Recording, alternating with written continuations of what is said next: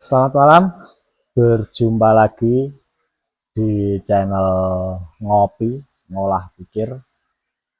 Setelah sekian lama, saya tidak pernah nongol lagi membuat konten karena kesibukan. Kemarin juga sedang disibukkan dengan kegiatan-kegiatan politik, ada event pilkada yang luar biasa, menyita waktu, menyita energi.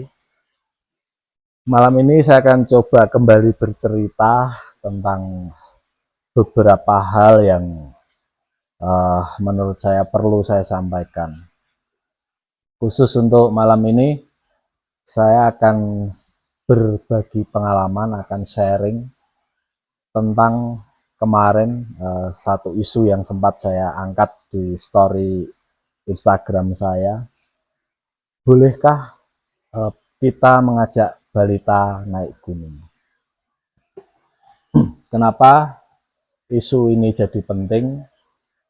Karena belakangan ini saya prihatin sekali, banyak sekali melihat anak kecil, bahkan di bawah 5 tahun, anak-anak balita yang dibawa naik gunung. Bahkan ada yang sampai ke gunung dengan ketinggian hampir 4.000, 3.000 sekian. Saya rasa sangat penting untuk kita bahas agar memberikan edukasi untuk kita semua tentang bahaya gunung, kemudian boleh atau tidak, apa saja pertimbangannya, lalu apa sih manfaatnya. Selamat mendengarkan. Naik gunung bukanlah aktivitas yang sederhana, bukan sebuah aktivitas yang mudah, bukan kegiatan yang tanpa risiko. Banyak sekali kejadian kecelakaan di gunung, orang hilang, bahkan tak jarang sampai meninggal. Memang apa ya, kadang yang menjadi perdebatan adalah hidup mati itu di tangan Tuhan gitu kan, yang sering jadi perdebatan. Tapi sama saja ketika kita udah tahu bahwa minuman di depan kita adalah racun, kita tahu, dan kita coba menenggaknya, hidup mati di tangan Tuhan gitu ya, sama aja kita akan mati juga, ujung-ujungnya mati konyol.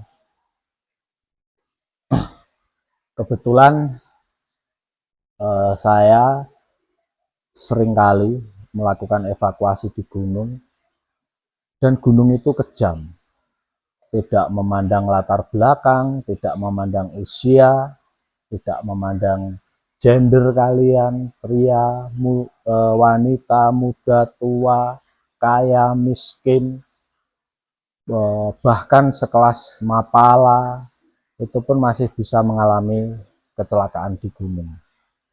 Jadi jangan pernah menyepelekan aktivitas pendakian gunung. Oke, langsung saja kita ke poin yang akan kita bahas tentang boleh atau tidak balita kita bawa naik gunung. Tentu saja jawabannya tidak boleh. Kenapa tidak boleh? Ada beberapa uh, pertimbangan kenapa balita itu tidak boleh dibawa naik gunung. Saya sedikit bercerita ketika dulu saya aktif di Basecamp Barameru, Basecamp Merapi. Jadi teman-teman Basecamp itu komitmen dan kita memastikan bahwa tidak mungkin ada balita yang bisa lolos dari pantauan teman-teman Basecamp Barameru. Apapun alasannya. Kadang orang tua beralasan, apapun nanti yang terjadi kami akan bertanggung jawab. Kami tahu resikonya, kami ini itu. Tapi tidak bisa seperti itu. Bahkan dalam peraturan itu sangat jelas tertulis bahwa syarat untuk bisa naik gunung adalah minimal memiliki kartu pelajar. Yang waktu itu kita semua teman-teman Basecamp sepakat, kita artikan itu adalah usia minimal SMA. Jadi di bawah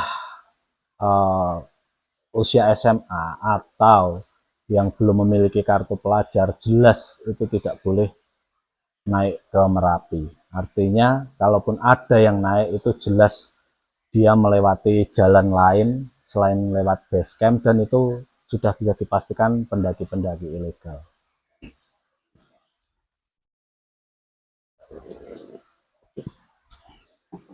Kita sebagai orang tua, saya sebagai orang tua, anak saya sekarang umur SMA umur berapa, 16 tahun. Pernah sekali saya ajak naik ke Merbabu, itu pun tidak sampai ke puncak, hanya waktu itu sampai Semuncar, itu lereng timur Merbabu, dan itu pun saya membawa banyak sekali teman untuk memastikan keamanan anak saya. Jadi tidak saya biarkan jalan sendiri, bahkan di beberapa titik saya gendong, karena bagi saya anak itu aset yang luar biasa. Jangan sampai gara-gara keinginan orang tuanya kita mengorbankan anak kita. Banyak orang tua yang beralasan, saya ingin mengenalkan anak saya kepada alam, gitu kan, atau saya ingin mengenalkan hobi saya kepada anak saya. Padahal ada banyak sekali cara untuk mengenalkan anak kita kepada alam. Contoh, kita ajak camping, kan banyak itu campground sekarang. Kemudian kita ajak ke wahana-wahana permainan yang ada di alam. Kemudian kita ajak jalan-jalan ke kaki-kaki gunung. Kita lihatkan film-film dokumenter tentang pendakian gunung. Itu kan pengenalan yang lebih aman, bahkan itu lebih mengena, lebih efektif. Saya tahu sebenarnya apa alasan yang sangat mendasar seorang anak balita diajak naik gunung. Ini pasti akan menjadi perdebatan, pasti akan menjadi pro dan kontra. Jadi sebenarnya hanya benar-benar untuk memenuhi ambisi orang tuanya. Jadi mereka biasanya ketika mengajak anak naik gunung, kemudian didokumentasikan dengan baik, lalu diupload ke media sosial, kemudian mendatangkan banyak like, banyak share, banyak komen, banyak subscriber, banyak follower. Ujungnya ke sana. Jadi tidak ada niatan yang murni, tulus, benar-benar ingin mengenalkan anaknya ke alam, itu enggak. Sebenarnya lebih ke pengen ngangkat nama orang tuanya, ngangkat popularitas orang tuanya. Toh anak kita kan tidak tahu apapun. Mereka belum bisa memilih, belum bisa menentukan pilihan.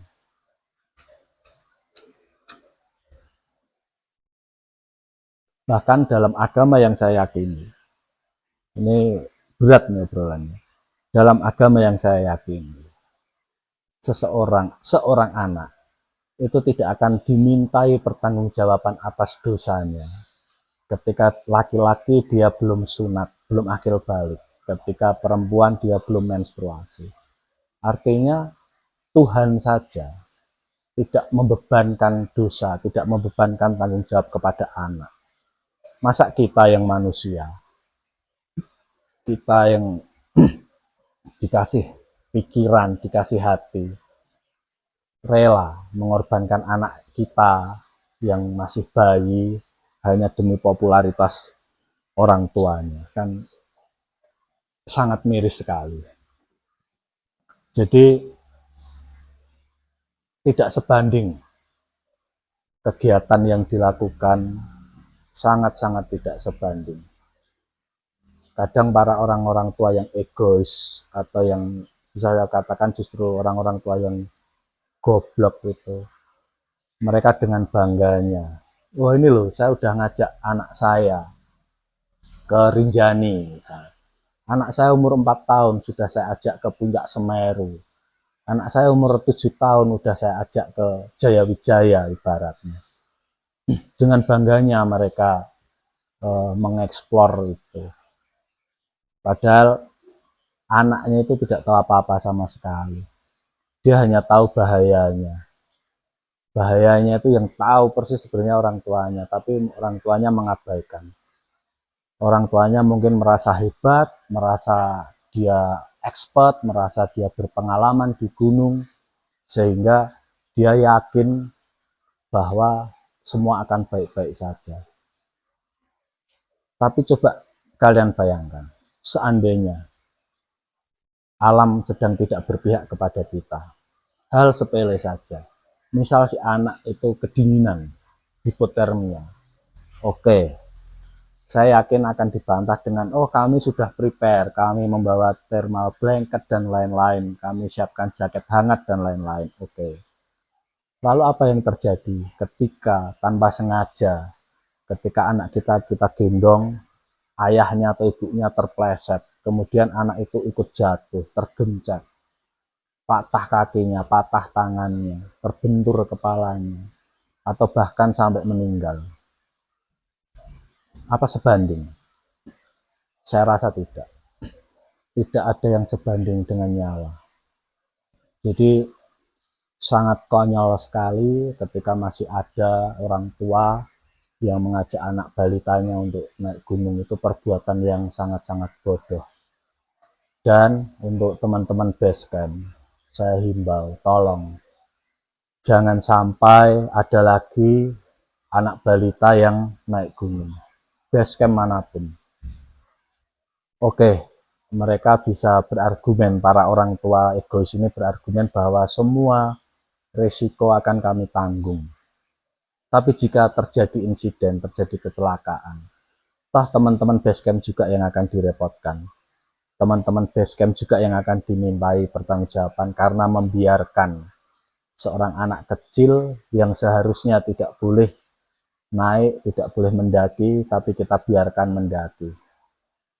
Jadi tolong jangan sampai di kemudian hari ada insiden anak balita meninggal di gunung. Tolong sekali, jangan sampai ada insiden itu. Karena itu benar-benar akan menghancurkan nama baik teman-teman basecamp, teman-teman ranger, teman-teman yang mengelola jalur pendakian. Akan selesai, benar-benar selesai. Mungkin banyak dari penonton saya belum pernah merasakan duka kehilangan orang yang kita sayangi, dia hilang di gunung atau dia meninggal di gunung. Tapi kami sering sekali melihat tangis keluarga, melihat tangis orang tua yang kehilangan anaknya, melihat tangis kakak yang kehilangan adiknya. Dan kami, teman-teman basecamp, sering sekali menjadi pusat caci maki, pusat protes. Kenapa anak saya bisa meninggal? Gimana evakuasinya? Gimana? Penanganannya gimana? Jadi satu yang harus kalian pahami, kematian itu tidak pilih-pilih. Jadi jangan berpikir bahwa balita itu belum waktunya mati atau orang tua itu besok harus mati. Jangan. Kematian itu datangnya tanpa kita sadari. Siapapun, saya pastikan siapapun bisa mati di gunung. Tidak ada satupun makhluk yang bernyawa yang tidak bisa mati.